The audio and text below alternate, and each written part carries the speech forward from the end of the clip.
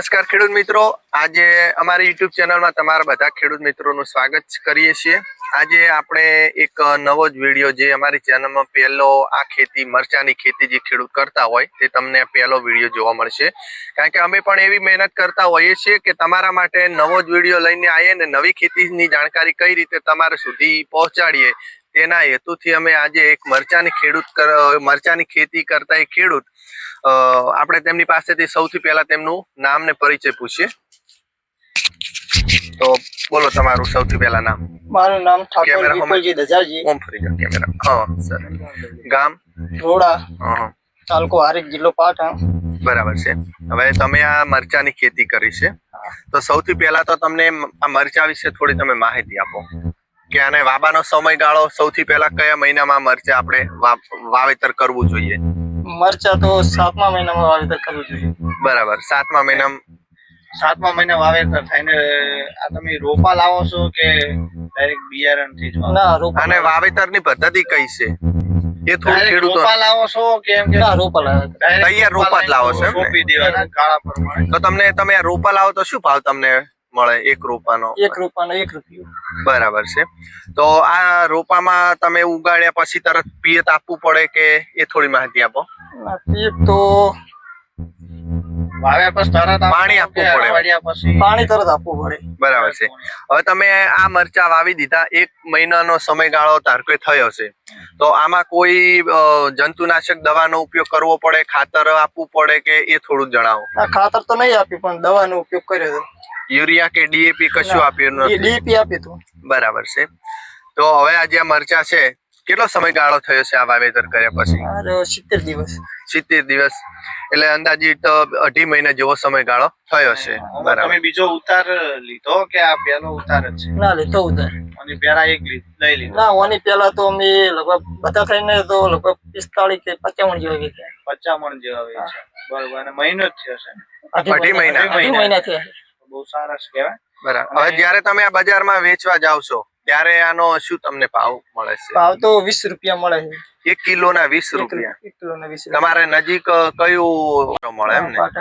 તો કોઈ ખેડૂત મિત્રો જો મરચાની ખેતી કરવા માંગતા હોય તો તમે કોઈ નવા ખેડૂત હોય, ધારો કે અમે પણ નવા, જે રીતે આ વિડીયો જોતા હશે એમાં હજારો ખેડૂતો નવા હશે, જે તમે શું તેમને કહેવા માંગશો કે મરચાની ખેતી કઈ રીતની કરાય, તેમાં પિયત થોડી માહિતી આપો।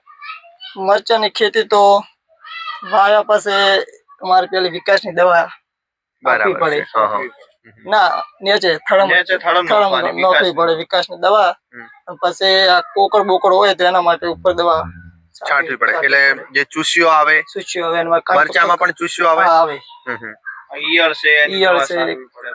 હવે તમે સમજી લો કે મરચા જયારે બેસવાની શરૂઆત થાય તો કેટલા સમયગાળામાં એને વેણવાનો સમયગાળો, કે આજ ધારો કે આજે ચલો 21 તારીખે આપણે વેણ્યા છે તો કઈ તારીખ સુધી અને સમયગાળો હોવો પડે કે અત્યારે વીણવાનો સમય આવી ગયો, કે મરચા જોઈને વીણવા પડે કે એને 10 દિવસે 15 દિવસના અંતરે વીણવા પડે? જોઈને વીણવા પડે। જેવી એની સાઈઝ તૈયાર થઈ જાય, ધારો કે તમે આ મરચું જોઈ રહ્યા છો, જે અત્યારે મરચું આ સાઈઝ તમને દેખાઈ રહી છે, એ મરચા તમને આખા ખેતરમાં જોવા મળે તો વીણવાની ચાલુ કરજો। હવે વીણવાનો સમયગાળો સવારે વેણીએ તો સારા કે સાંજે કે બપોરે કે? સવારે વેણે તો સારા। એનું શું કારણ? સવારે શું કે માર્કેટમાં બપોર પછી ભરાવાના હોય ને એના કારણે। બપોર પછી માર્કેટમાં, અને સવારે વેણીએ તો થોડો વજનમાં ને મરચું પણ એક તાજું અને દેખાવ સારો હોય મરચાનો। બરાબર છે। તો બીજું કે તમે આ કયું બિયારણ વાવો છો? રાણી વાવો છો। રાણી વાવવાનું કોઈ કારણ ખરું કે તમે રાણી પદ પસંદ કરો છો બિયારણ? શું કારણ? રાણીમાં શું કે મચ્છી આવતી નહીં જલ્દી, બરોબર, રોગચાળા કોઈ જલ્દી આવતો નહીં ને એનું સાઈઝ પણ લંબી આવે છે, મરચાની સાઈઝ તો પોલિશ પણ સારી આવે છે, બરોબર, અને ભાવમાં પણ સરસ રહે છે।